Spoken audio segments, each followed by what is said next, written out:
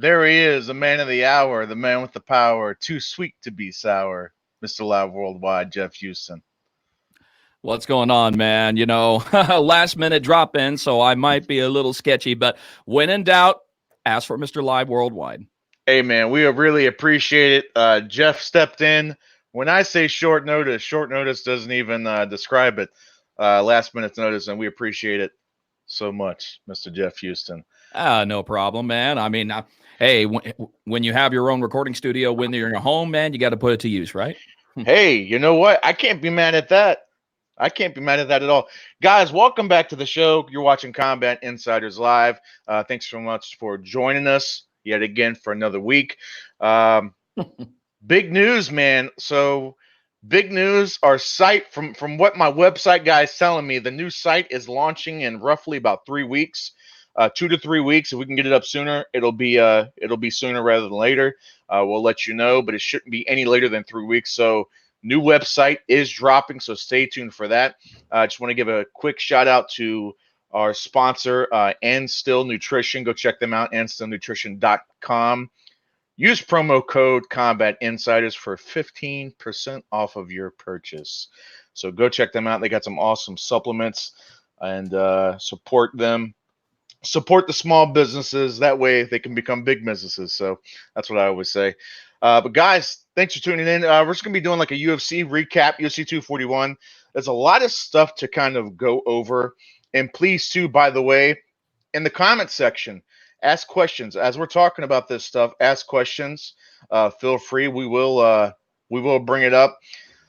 We got, hey, look, the man himself, Nick Portello. What's up, Jeff? You're the man. Damn straight I am, Nick. Nick had to work, I am. but he'll hopefully he'll be dropping by. He's gonna try to drop in when he can. Okay. Mr. Terry Brazil, there he is. Right there. All right. No Filter MMA. How's it going, man? What's going on, guys? How's it going? Thanks for tuning in. We really appreciate it. Jeff, let's you know what, man? I kind of want to start with the Paulo Costa Romero match, man. Yep. It was a back and forth war. I tell you what, I was actually surprised it went to the distance. I wasn't expecting it. When you see two bigger guys, I thought for sure these guys would be fully gassed, by the end of the third round, and I didn't think it was gonna go that far. But hey, I'm okay to be wrong. It surprised the hell out of me. Mm-hmm. The controversy here lies on the decision. A lot of people, fans in Anaheim, let the world know that they disagree with the decision. They thought that Romero won. I think Romero won. What do you think, Jeff? You know something? I'm going to be the one to disagree on that. Paulo, I think, had I just think it was Paulo's night, and a lot of people, trust me, I mean, I understand the way people were feeling around the decision time. You could automatically hear it among the audience. You definitely even heard maybe even the briefest of hesitation amongst the commentators, even themselves. And when that happens, it's like, wow. But I'm going to tell you, I think Paulo edged him out a little bit. But at the same point, I think that the decision could have been, I mean, I don't know. It's one of those to where you're damned if you do and you're damned if you don't, because like you said, it was a war. So anytime that you've got a war, you've got a situation to where somebody is going to have their thoughts and feelings invested in one more or the other. So whether they won or lost, but in this sense, I'm sorry. I give Paulo the edge on that. I think that was I think he won the fight. I do. Interesting. And on that note, we're going to bring in the modern day John L. Sullivan himself. He's going to weigh in on this too. Tom Shope, we were just talking. Welcome to the show, by the way. What's up, gentlemen? What's up, man? And we were just talking about the Paulo Costa Romero fight and the decision. A lot of people thought that it should have went to Romero. I think it should have went to Romero. Jeff is the other way. He thought it was the correct decision. What are your thoughts on that? I think in a fight that's close, it comes down to forward pressure. Their punch output was different. Obviously, what's his face? Romero outboxed his opponent, but he got outstruck or outkicked.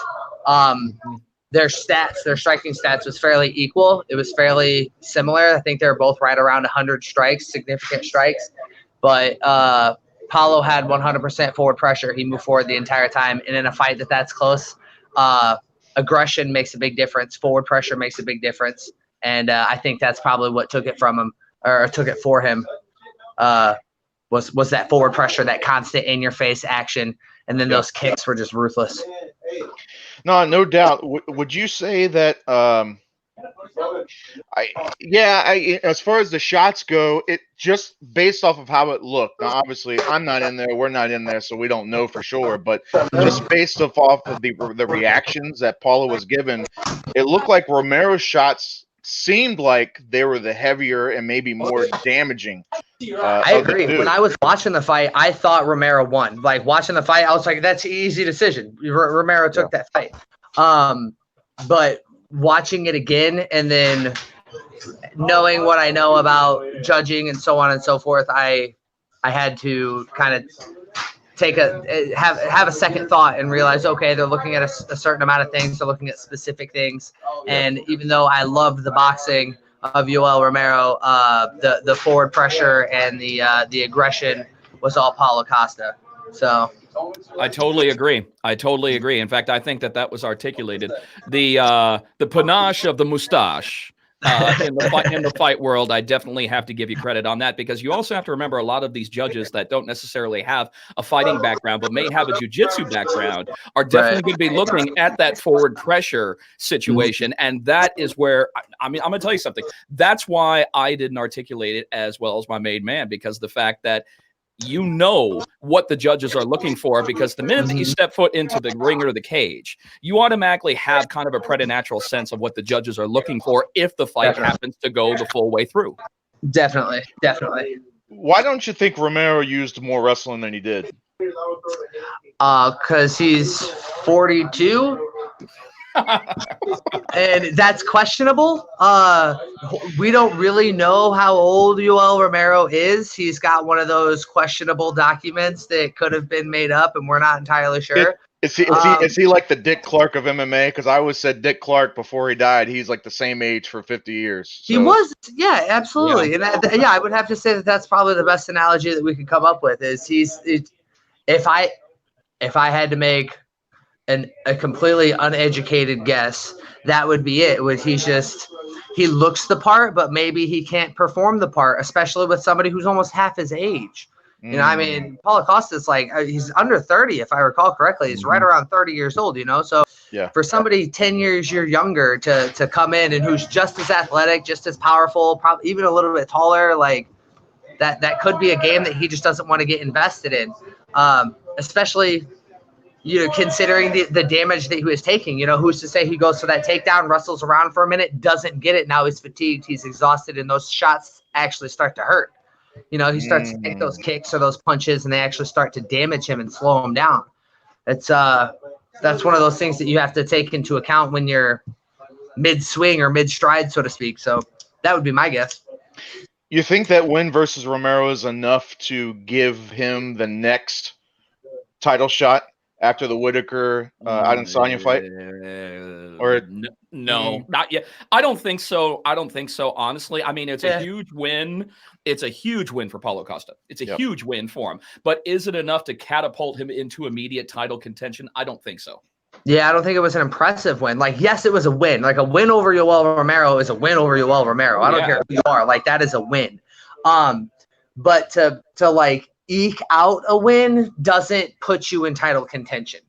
If he would have went out there and knocked him out, yeah, absolutely. Shit. Who's to say that somebody can stand in front of this guy?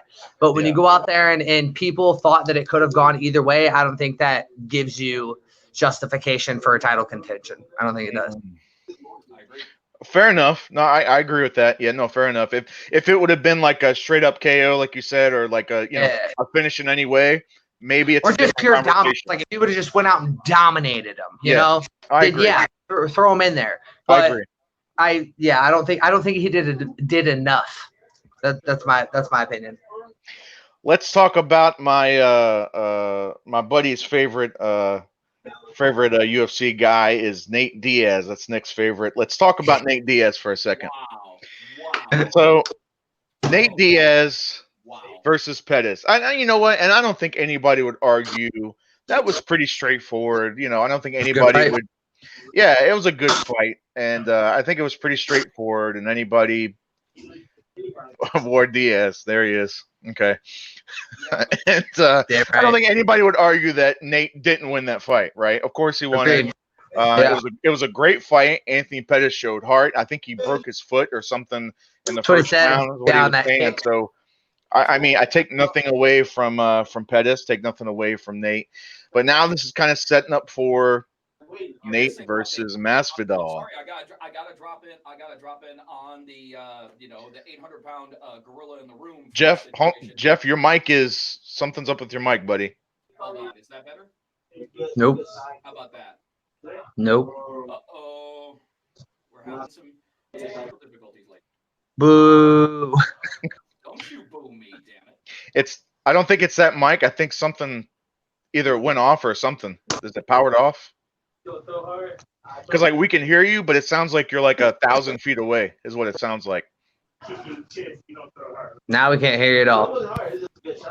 What about now? How about Boom. now? There we go. Is that better? Okay. That's better. Go ahead. All right. Now, the 800-pound gorilla in the room, in my opinion, and that's the one thing that was looked over, and it shouldn't have been looked over. In fact, it actually should have been the catalyst for the whole damn fight. And that's the fact that look how well he did after a 3-year layoff.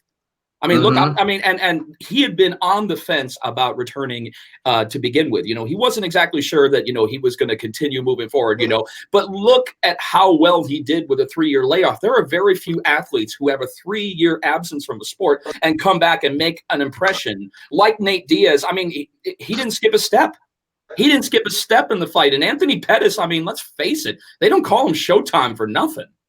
So, and that was a hell of a tune-up fight for somebody to come back in after a 3-year layoff on the sport. So hats off to Nate Diaz. I don't know if anybody else could have made the impression that Nate did with that much time off of the game. I really don't.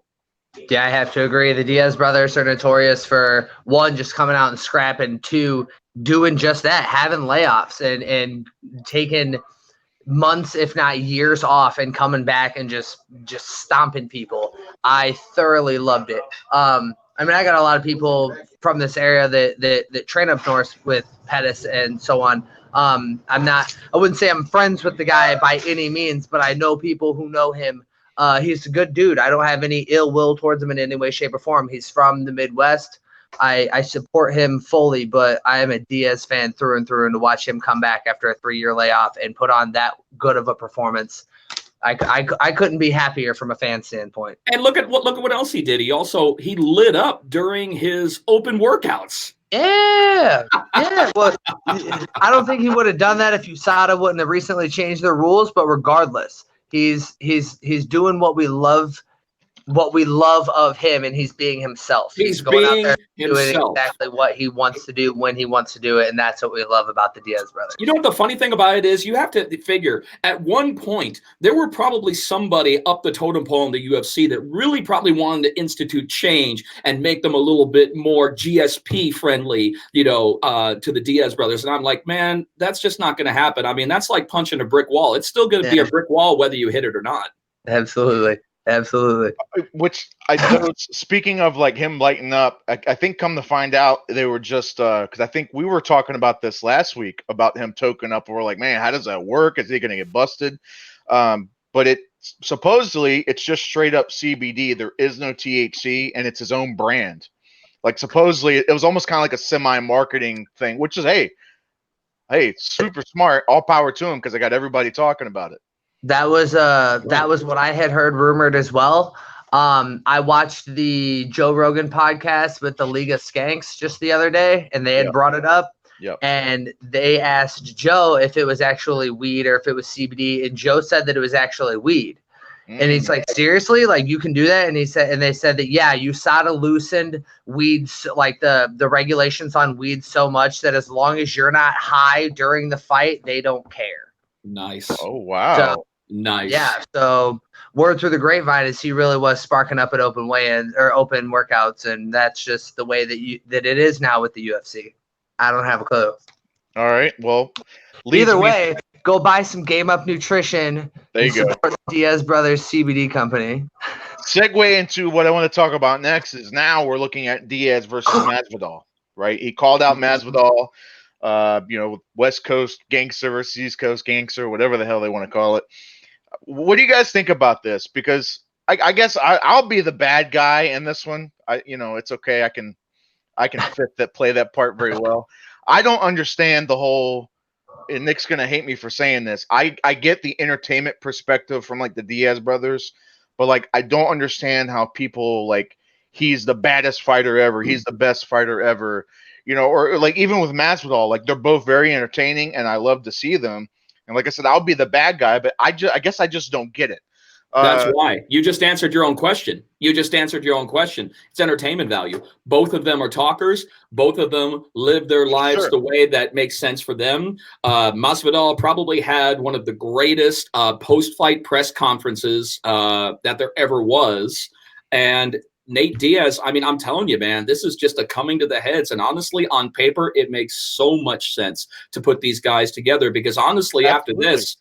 after this, then you're talking about title contention after this because, I actually thought, you remember we had talked about this previously, that I thought that Masvidal should be, in title contention very soon. And I think if he gets a win over a hot Nate Diaz returning to the UFC, dude, that'll spring him right up for title contention. I think it makes sense for both of them.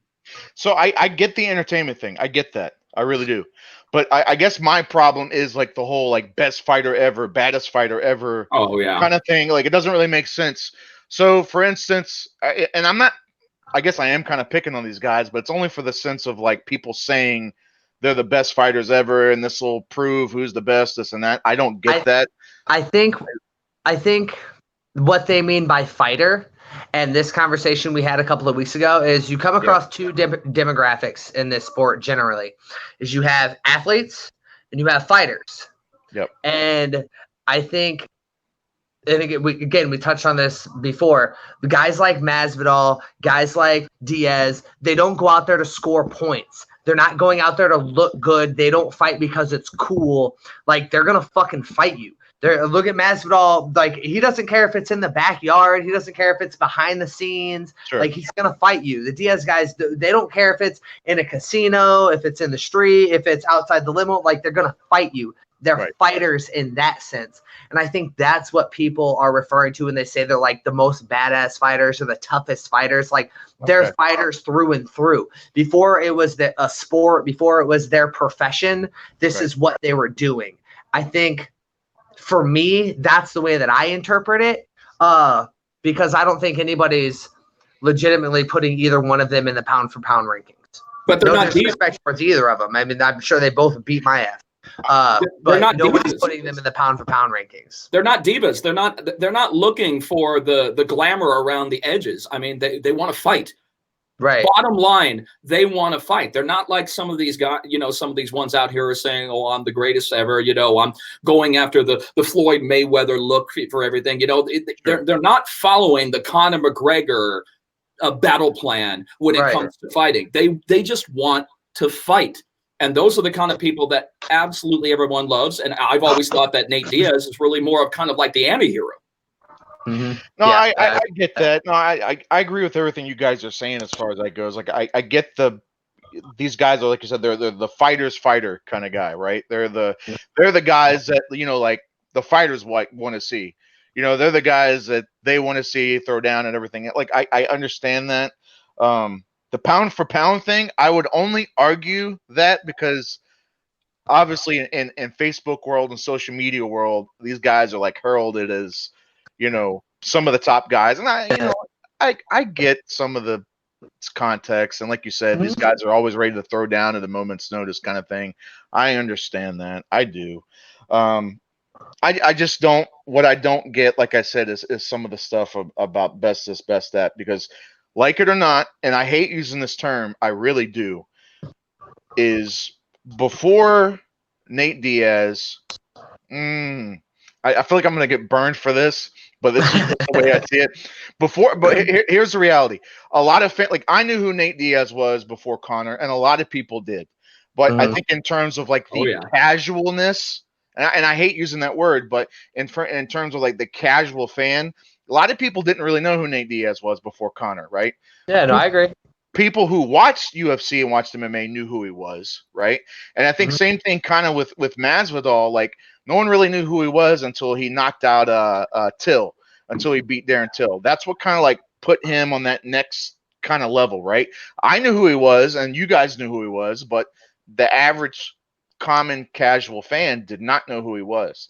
And it's like all of a sudden these guys are like the best fucking thing since sliced bread. See, And I agree. You're absolutely right, because unfortunately it's kind of like what you would call Seth Petrozelli syndrome.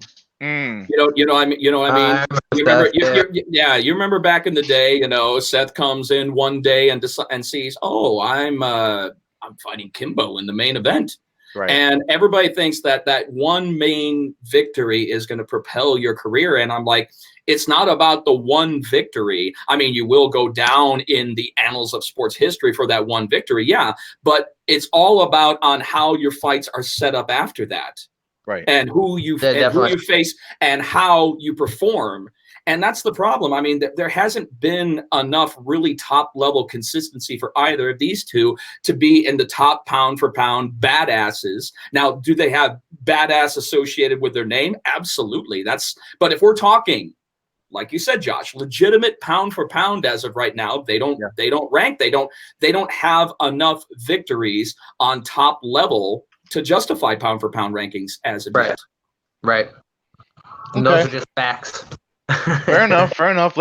We'll move on from this. We'll move on from my Diaz rant. I can always rant about the Diaz brothers, but we'll move on from that. So I guess let's move on to the main event, Stipe versus DC. Let's move on to that. So yes, the crybaby got shut down. You know what? And I will admit, I am a DC mark through and through. I'll admit it all day long. I'm a DC mark. Okay, huge DC fan. And I thought, man, this is he had it locked down in the bag. He was winning until that fourth fucking round, and then he still wanted to keep coming at him, putting his hands down. Tom, from your perspective, because the biggest thing was he wasn't listening to his coaches, and he said that he was literally doing the opposite. How important is that? I mean, obviously DC, someone as seasoned as DC and someone who is the veteran, the champion, does someone like that, is it ever okay to be as good as he is to ever just kind of be like, no, fuck that, I got this, I'm not listening to you? What's going on during the fight, man? Like what is the relationship? Why didn't he listen to him? Like what's going through his brain, in your opinion? If I had to make an educated guess, I would say that it depends on the context.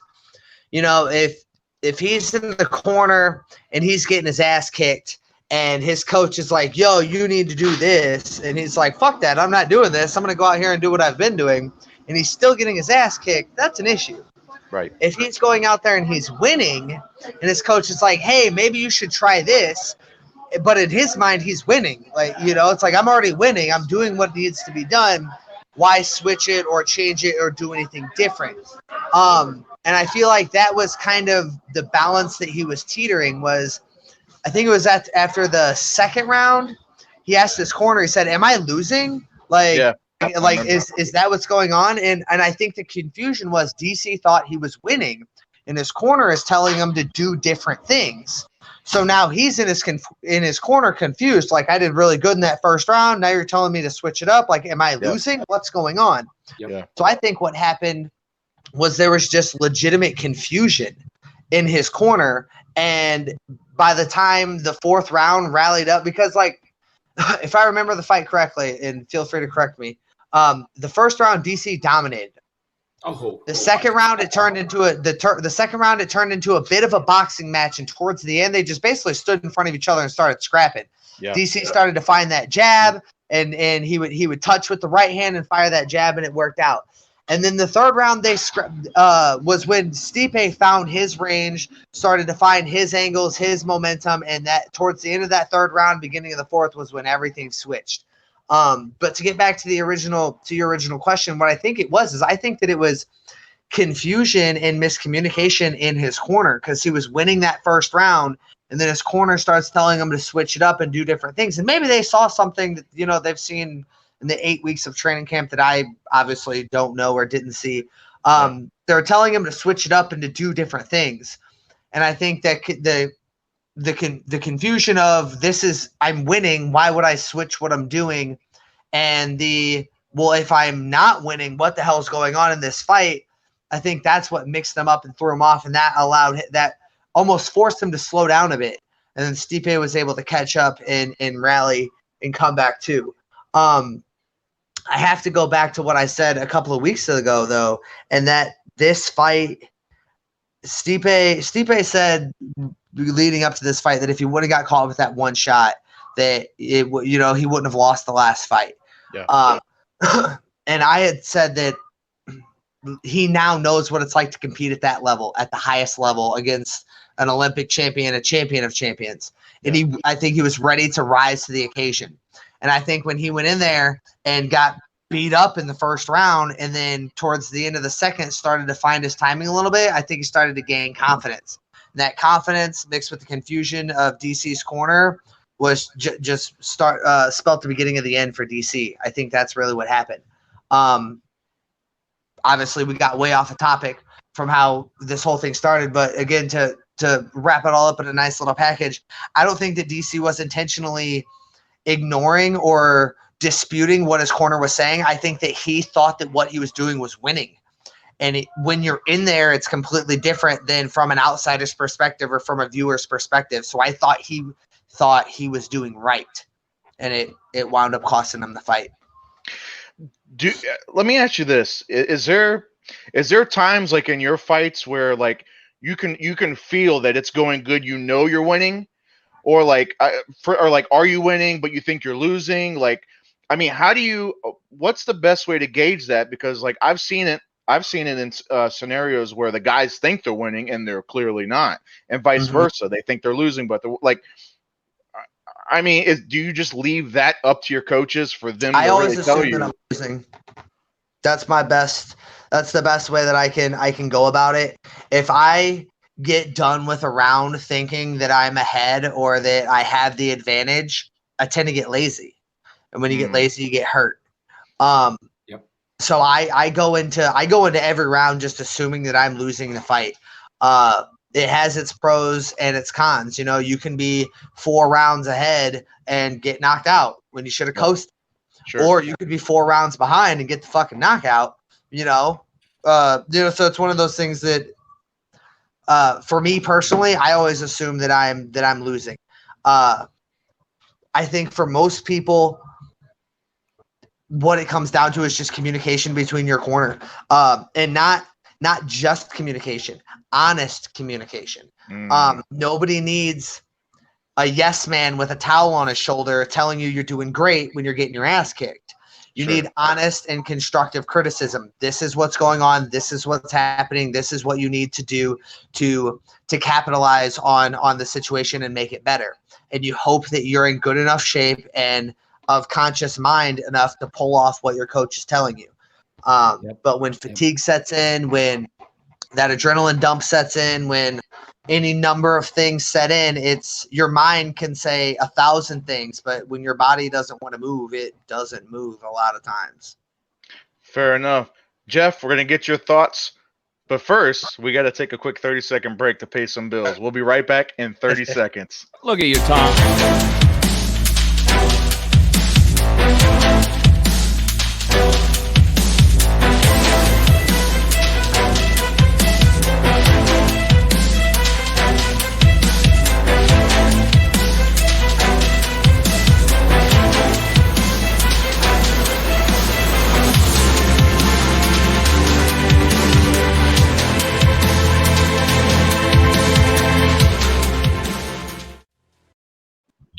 How quick does that 30 seconds goes by? It doesn't even feel like 30 seconds, does it? Not even a little bit. Feels like 5 seconds. Jeff, DC versus Stipe. We were just talking about kind of the I guess like the fighter's perspective from listening to your coaches and stuff like that. What was your thoughts just on the fight in general? Well, I definitely have to agree with And it sucks that I always have to agree with Tom, but Tom just has a really good way of looking at the situation. I mean, anytime that you're, looking at it from inside rather than outside, you're going to be able to articulate things a little bit better than somebody who just steps in a bullshit tux and a microphone. So, that's a lie. That's a fantastic tux. Yeah, don't short yourself, Mr. Live Worldwide. Don't short yourself. No, guys. Let me go ahead and let you know that it's not about the bullshit about how it looks. It's a bullshit of the fact that it's silk polyester and it doesn't fucking breathe. That's why I call it bullshit. So, I get exactly. But something, I'm very happy that Stipe won that, because I was really wanting to see this go to a trilogy, even though that I'm not 100% certain that that's going to happen. But I certainly would like to see a trilogy between these guys. But I mean, as far as the battle plan for the first couple of rounds, I definitely have to give it to DC. I mean, if anybody wants to say different, go ahead and take a look at Stipe at the post-fight press conference. Yeah. I mean, he looked like a banged up piece of meat, man, and he was losing that fight. And, unfortunately, he fell victim to something that a lot of UFC greats unfortunately happened. He got caught. And that's just what happens. He got caught, and he had to remember that Stipe has superior striking skills. Plus, also, he like you were saying, Tom, that he was finding his range. You have to remember that Stipe is 6'4", as opposed to DC, who's a solid 5'11". So he, I mean, it didn't take him out that long after that to actually realize, wait a minute, I have got a massive reach on this guy. I'm just really amazed that DC at one point didn't switch and go back to his world-class wrestling, which he's most well known for. But at the same point, I understand where he was going, because he really wants to end up. I know. I agree. I totally agree. I really think that he should have used more ground game, of which he's most synonymous for. But the problem is that because he's in the heavyweight division right now, he's being pushed so much to be a striker's fighter. He's out there improving his game. I mean, his striking game has massively improved ever since that he first won the heavyweight title. So therefore, his striking game is there, but Stipe's is better. And just he was getting outpointed. He got caught. The fight's over, and he's not making any excuses. But I do think that there's some validity to not listening to your corner. And I'm going to be honest with you, when it comes to the voices of a fighter, the only voices that you should be hearing are your corner. Everybody else should just be incidental. I mean, Tom, I'm sure at one point when you're in the thick of the fight, that the only voice that you're really hearing is, that little voice inside your head. And then those voices that are on the outside of the cage that for some strange reason are pushing above the thousands of people that are cheering you on. And I'm sure 100%. I'm sure you can attest to that. 100%. Absolutely. It's like, it's almost like your brain. It's almost like the weeks and the weeks of training in your corner and your coach always being outside the cage cornering you, and you always just listening for that one voice and that one whisper. And just like you were saying, there can be thousands of people screaming your name, but you will always hear. I always hear him. It never fails. He's the one voice that I will always hear. It's always right there. It's as a fighter and as a coach, you have to have that relationship and that ability to hear each other, not only to hear each other, but to be able to communicate properly, and be honest with each other. It goes a long way. And I think that, I think that Stipe I think he did a lot of people proud. And like I said, he realized what it takes to compete at such a high level, and he rose to the occasion. He went out there and he performed immaculately. He did. Thanks to the people that he had in his corner, no doubt about it. Not only that, he weathered the storm. And I'm gonna tell you that right there.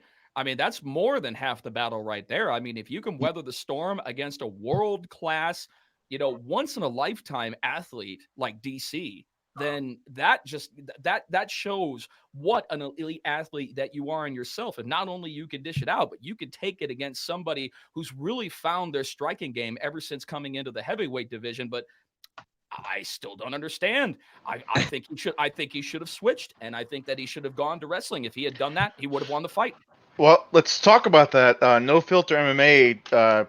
Stipe has great wrestling. Now, I'd like to ask specifically about that. Maybe it was round 3 or 4, I don't quite remember, where not only did Stipe defend one of Daniel's takedowns, he took him down. Yes. Now, That was the third round.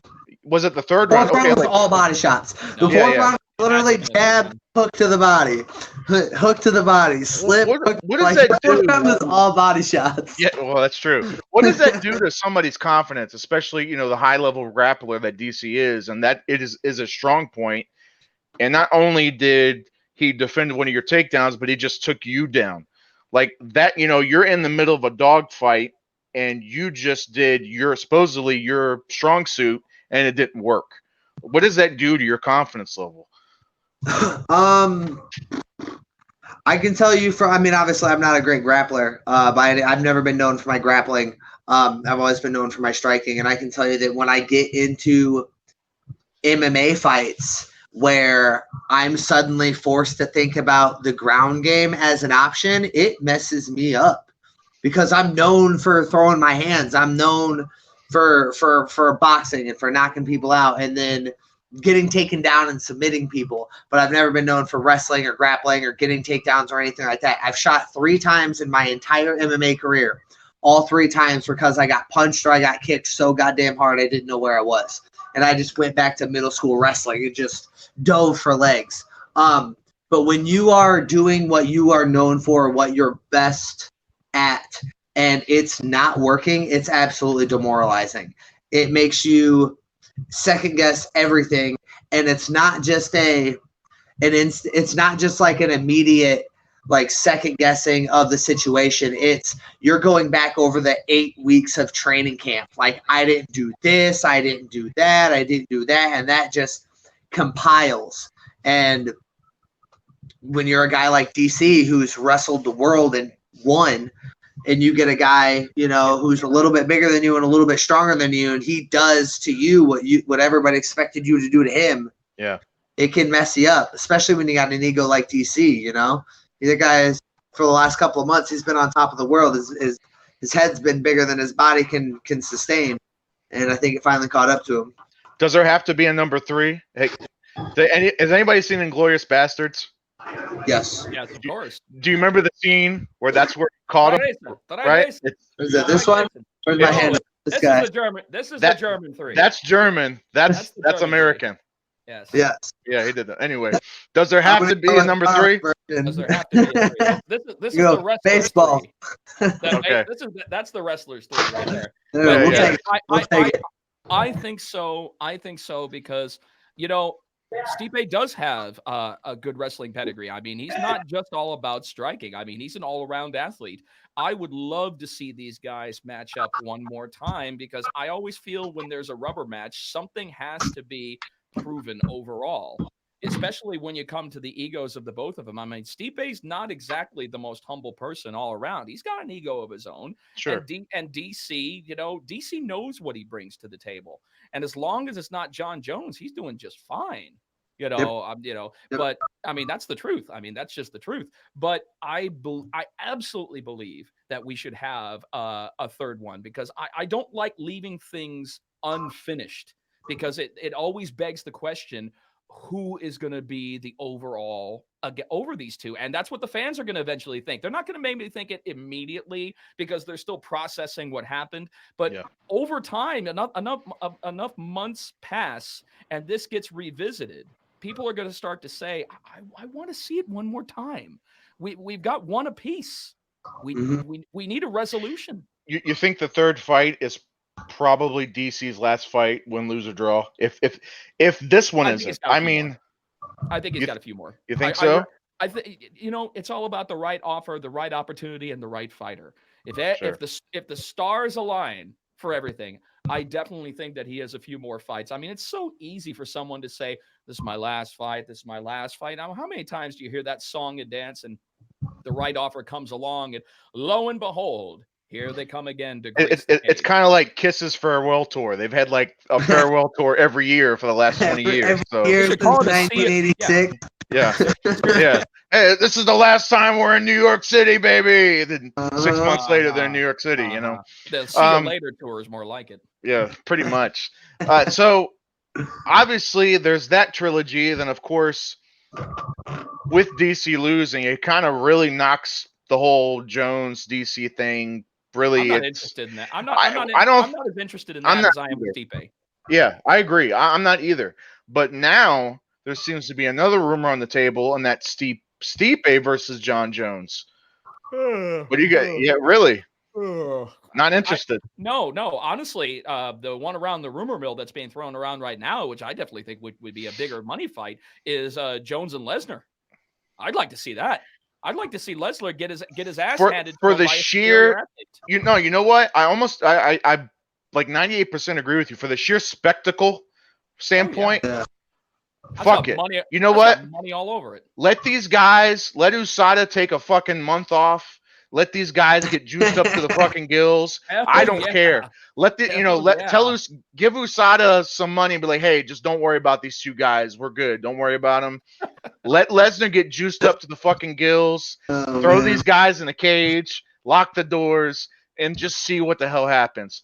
Chances are we know what's going to happen, but I think the idea of what if Lesnar grabs a hold of him? What if? I don't know. Well, it's the same shit like what happened with Mayweather and McGregor. What if Connor catches him?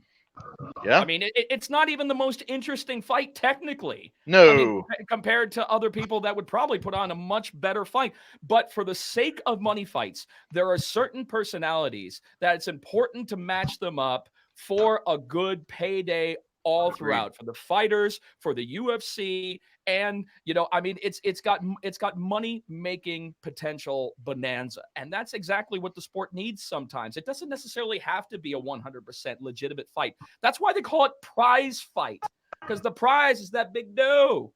Let them fight. Absolutely. Tom, who would you rather see if you could pick one right now? If you could pick the DC Stipe number 3 match, Stipe John Jones match, Jones Lesnar. If you could only have one of those 3, what would you pick? If I could only have one of the 3, it'd have to be the trilogy. Okay. It just, I mean, I'm a fight fan, and that is the fight that I want to see. Now, if we're talking about a spectacle, I want to see DC versus Lesnar. I don't care about John Jones, honestly. Okay. Like, John Jones is null and void at heavyweight, in my opinion. At 205, we can talk about him. But at heavyweight, he's never fought at heavyweight before, as far as I know. Why he's in that discussion, I'm not entirely sure. Yeah. But if we're talking about a spectacle, I want to see DC Lesnar. If we're talking about the fight to make at heavyweight, it's got to be the trilogy. For exactly what Jeff said. Like, you've got too many unanswered questions. They're both sitting at 1-1, and they both have finishes. It's no different than Diego and I. Right. It's the exact same thing. It's like there's unfinished business, and we got to run it back. It's got to happen. The only issue that I have with that, and there's just a very small, minute issue, is that I truly believe that John Jones can sell the fight with Lesnar better than DC. I truly believe that. I agree. What you have to think about it, when the marketing muscle really gets behind John Jones, he can't be stopped outside of maybe a few others like Conor McGregor. There are certain marquee fighters that once the UFC decides, okay, we're going to put our marketing muscle to the max behind this guy, I believe Jones can push it further than DC could in that fight. I'm going to hit the pause button. Tom, was that just a reveal or was that nothing? Oh shit! No, shit. That was not a reveal. Okay, I was just checking because that's just a okay. That's more of a stating the obvious type situation. We all know that has to be run back again. I thought maybe you were giving us like an Easter egg, a little Easter egg scenario. What, if I had a name or if I had any information, okay, you would be the first person that I would tell. But all right. Here, I'll throw this at you because this is the only inclination that I have of anything. I made a post on Facebook 2 days ago that said Gotti Ward was the greatest fight trilogy of any combat sport. Yes. Dave Feldman commented and said that it was me and Diego. Yes. We've only fought twice. Yes. So he's essentially made the announcement that the fight's got to happen. When it happens, I don't know. But I can't imagine it would be Diego's first fight back. He just broke his hand. Well, he broke his hand when we fought down in Mexico and had surgery. And he's just now back to training within like the last couple of weeks. So I can't imagine that at 40 years old, he wants his last 3 fights to be against me. Well, did you see that gourd on the side of his face on top of Oh, yeah. And I was blown away that was superficial. 100% superficial. Nothing broken, nothing cut. No. He had a cut inside of his cheek, but 100% superficial. Looks worse than it actually is. Looks worse than it actually is. Yep. Yeah, that was nasty. That was very. I went over and talked to him like right after it was over. I was like, bro, because I thought it was his jaw was broken or something, and he was like, yeah, it's just like a weird cut on the inside of the jaw, the cheek, and but okay, I just wanted to double check. I'm not trying to put you on the spot, Mr. Tom Show. Like I said, if I had information for you guys, right over my head. All right. Fair enough. I'd like to talk about again, speaking of spectacle, this whole madness of Cejudo and Shevchenko. Oh, goodness gracious. Now, my first gut reaction is this is complete horse shit, and this is stupid, and this is this, and like this those are my initial thoughts. But it's like it's really weird that Cejudo hasn't dropped it, and now it's like Shevchenko is like officially commenting on it, saying she'll do it, and then Henry's like, yeah, let's fucking do it. I'll give you like a 10-15 pound weight allowance above me just to make it somewhat a little fair. Like, and it's not bantamweight. Like, then it's not like a true bantamweight it's like there's nothing about that is a good idea. No, it's just plain. I don't know. Nothing about it. I don't know. Think? I mean, I think that honestly, if you're going to really think about it, granted, this example doesn't translate into combat sports. But if you remember the Battle of the Sexes back in 1973 with Bobby Riggs and Billie Jean King, man, that made it's always who's better in that situation, male or female. Now, granted, once again, they're not throwing hands. They're hitting tennis balls at each other's heads. But the way that they built it up as it was the ultimate battle of the sexes, is somebody being sexist? Is somebody being misogynist? I mean, how is it going down? How is it going to happen? I'm going to be honest. I actually have a little bit of curiosity in this myself, because Henry has become really good at selling. Ever since that he's got this dual championship celebrity coming to him. I mean, you remember, as soon as he won that championship, man, he asked Nikki Bella out on a date on social media, man. I'm like, man, he's feeling good. Then they met up and he took a picture with both of them like a week later. And that's exactly right. He may not have gotten exactly what he wanted, but he got the pick out of that a week after that. So I'm going to be honest. I think that there is a little bit of, I think there's some interesting things to that, but there are going to be so many people who are against it, because they're going to say, oh, this person has the opposite, upper body strength. This person has this person has that. But I'd like to see it. I would. I think it's a first. It's a first. We might as well get it out of the way. It's not a first though. Because Fallon Fox has been fighting for a long fucking time. Well, not a first. See, everybody goes, but that's the exact same thing. I mean, no, technically you're right. Fighting a woman. You are right. The exact same thing. Technically, you are right. You are correct. So, and like I said, and if we're going to take it to that level, we're going to take it to that spectrum, then we have to say, all right, well, then Fallon's legal. And any dude who wants to chop his shit off and go fight women at whatever weight class, it's legal. Like that's now the argument, or that's now the allowance that you're having. I get it from a spectator's point of view or from a sportsman's point of view. They're both 135 pounds. They're in the same weight class, so on and so forth. But we both know, and anybody who studies science knows that there is a genetic and biological difference between men and women. And a 135-pound man is very different than a 135-pound woman. Yes. And if you start allowing these two very different things to go to battle with each other, you're asking for chaos. Like it's like I said, the allowance of that is there's so much wrong with it that will come down the road. It will come down the line if you allow that to happen. It's just got bad news written all over it, in my opinion. Hey, I'm gonna tell you, there's truth to that, but there's also truth to sometimes chaos is necessary. To kind of learn. There's no, you can't have order without chaos, you know. Exactly. Hey, and I'm gonna tell you something. The Joker said it best. You know what the best thing about chaos is? It's fair. Yeah, I'm not mad at it. I still think that I don't know, just something about.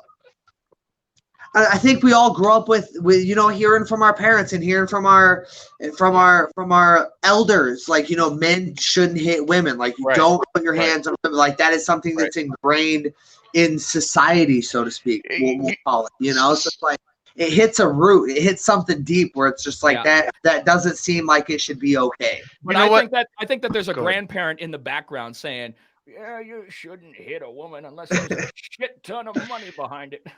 Dude, it's funny that you say that though, is because my mom always raised me that I should never hit women. But if a woman ever hits a man like a man, she should be expected to be has hit the right like to defend himself. Yeah. So it's like it goes both ways, man. It's tricky for me. That's something that as a spectacle certainly sounds. If you don't. Right, as a spectacle, it sounds interesting. I couldn't say that I would buy the pay-per-view. I'll put it like that. You know what? I support it if it means equal opportunity for everybody. I won't buy the pay-per-view. It's got my brain. It's got my brain thinking. Kind of like what you were saying. Like with that's the way we were all brought up. Everybody was told the same thing. You don't do it. You don't do it. Right.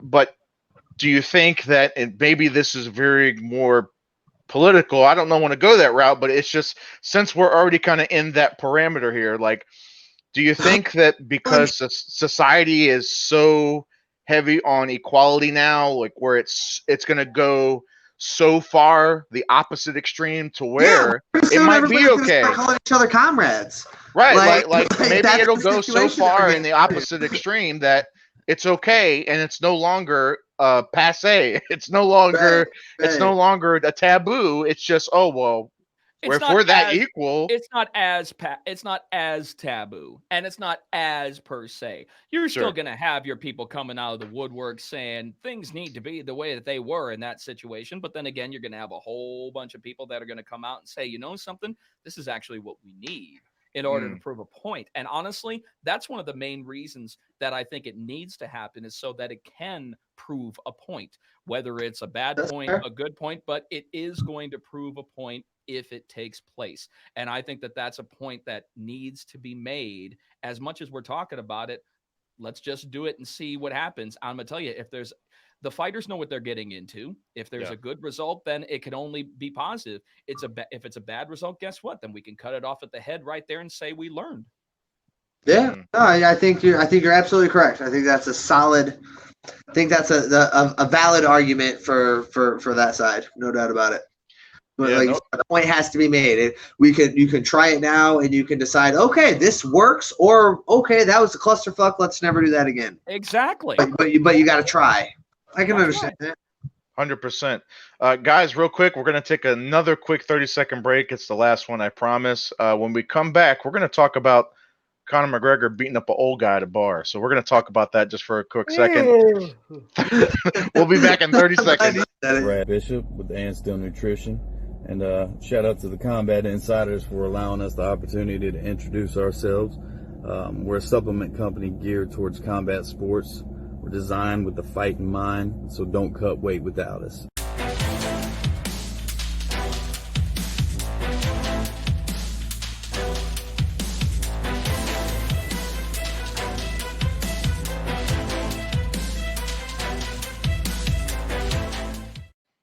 All right, but I told you that 30 seconds goes by way too quick, right? Super quick. So I guess let's just kind of cap off the night. Just Mr. McGregor is back in the news now. Obviously, what happened back in April, but it's just now kind of the footage is getting out and everything like that. I mean, has the guy kind of gone fucking cuckoo? Like, has shit really, gotten out of hand with him? Is it just maybe? Is it people are taking it out of context because he is such a high level? I hate to use the word superstar, but I mean, he's a very high level personality, right? So Well, he's a superstar.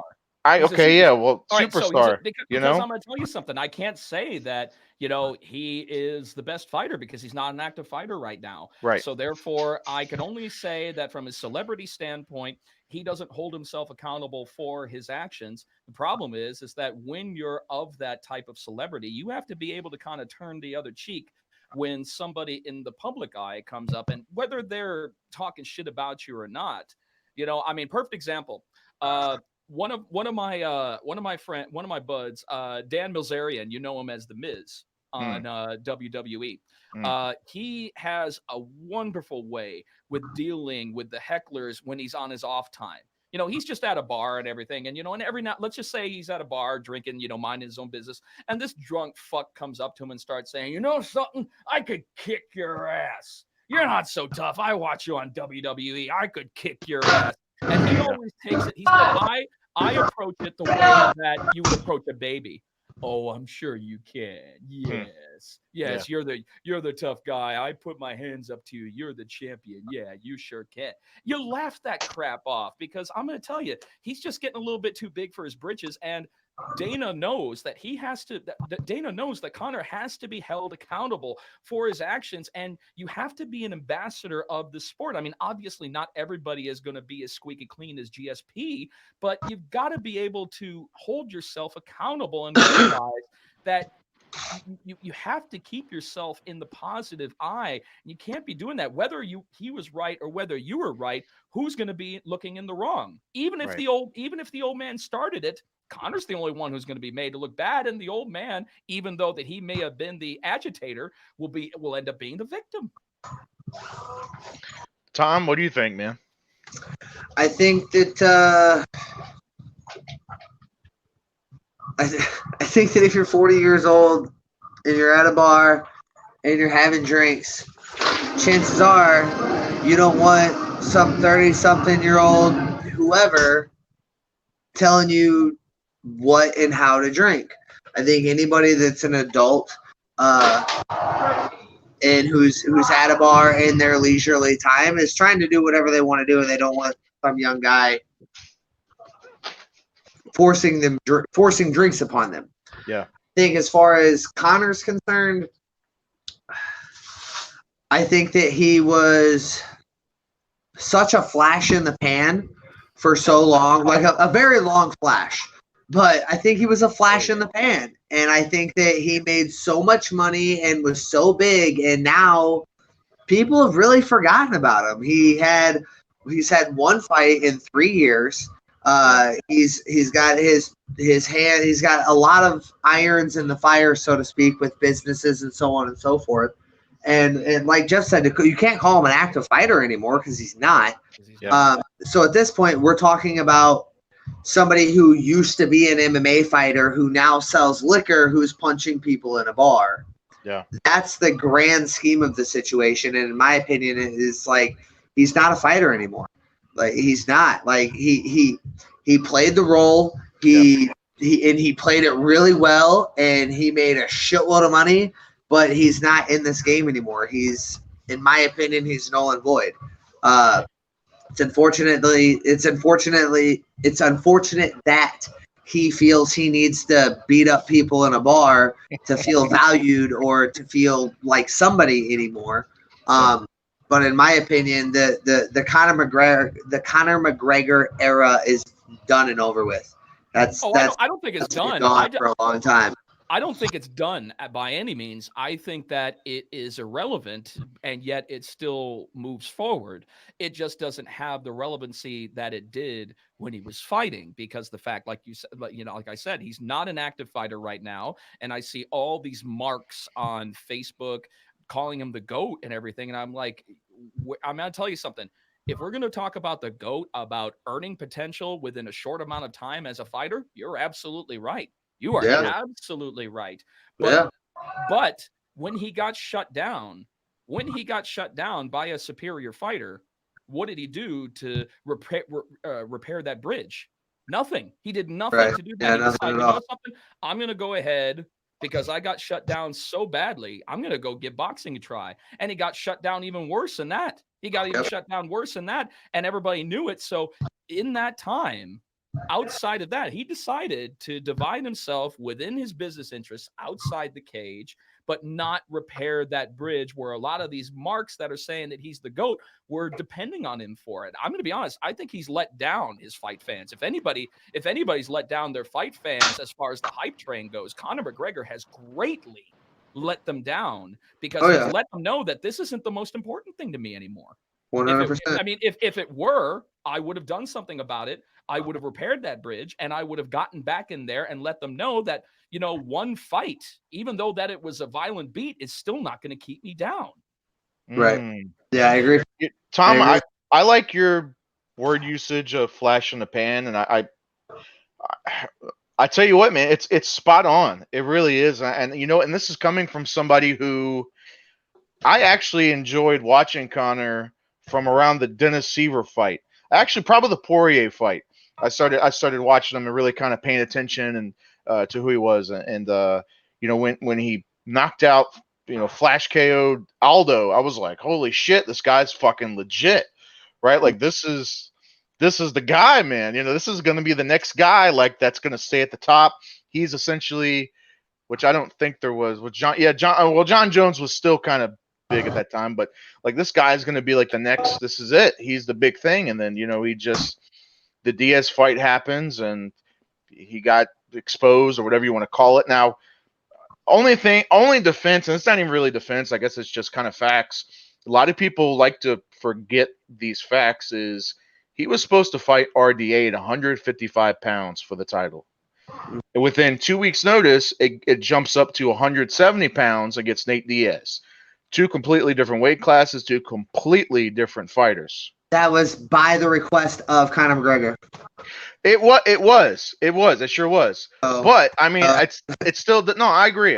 Like it's not like an excuse per se, but I think it's just something that a lot of people tend to overlook. Like definitely, completely different fighters, completely different weight classes, and I don't know, man. I think the whole Nate Diaz thing just really that was the needle. If his reign or his era is a balloon, that was the needle that started letting the air out, was that Diaz fight, right? Definitely. And then even when he won, it didn't really bring him back. We weren't convinced that much. Yeah. Like it really didn't do a whole lot. Then he had the Mayweather fight, which is okay. You got some more mainstream attention. Great. Yeah, okay. You went 10 rounds, but anybody who knows anything knows that Mayweather let it go 10 rounds, not the other way around. Like he didn't make it 10 rounds. Mayweather let him go 10 rounds, and that absolutely absurd for anybody to say otherwise. Mayweather had the joystick. Yes, Mayweather had the joystick. Yeah, that whole bullshit of Conor lasted 10 rounds against the best in the world. I'm like, no. He was probably doing that to help him save face. My favorite part about that whole Conor McGregor Floyd Mayweather fight was leading up to that fight. Everybody was like, Conor's only got to hit him once. He's only got to hit him once. And then in the fight, he actually landed more shots than any other opponent versus Mayweather. Sure. And then that was everybody's argument was, he lost, but he hit him more times than any other opponent. It's like, so which one is it? Does he only have to hit him once?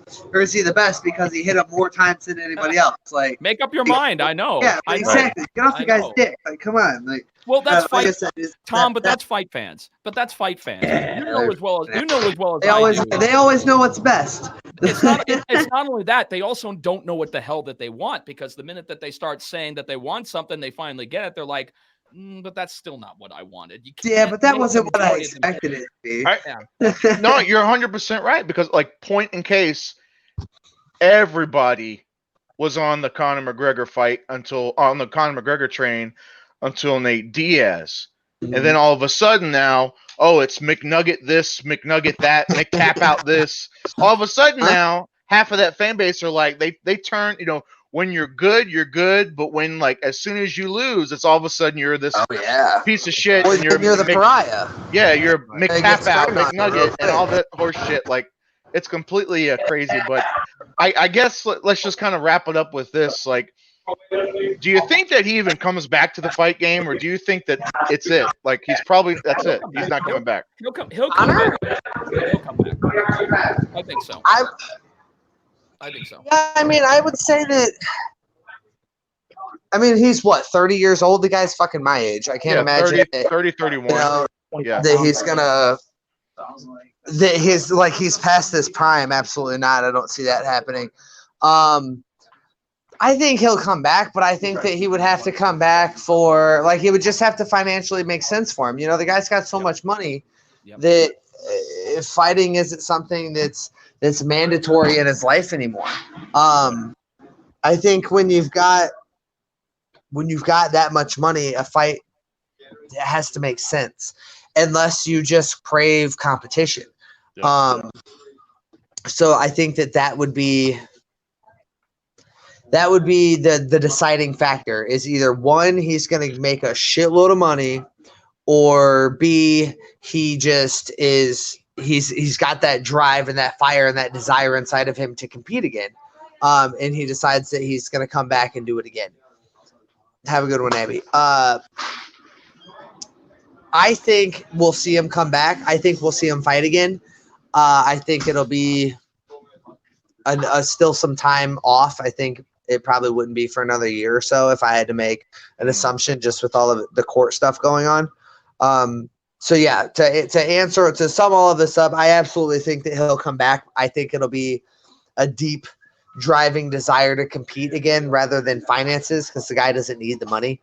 And I think if it happens, it'll be sometime within the next year and a half, and then we'll go from there. Fair enough. Guys, we're going to go ahead and wrap this up, but we appreciate it. Hell of a stream. And the people watching, we appreciate you so much for the comments. You guys have been very active tonight, and we appreciate it so much. I read all of them, so I see everything. I appreciate you guys so much. If you like the stream, please smash the like button, the subscribe button, share button. You know what to do. All the typical social media stuff. We're on Facebook, we're on Twitter, we're on Reddit, we're everywhere. Thank you so much to my wonderful co-hosts, Mr. Tom Schoaf, Mr. Jeff Houston. We appreciate them so much. Without them, none of this would be possible. And guys, I'm Joshua Furs. You're watching Combat Insiders Live. And we are out, fellas. Have a good one, gentlemen. All right. Thanks as always. Always a pleasure.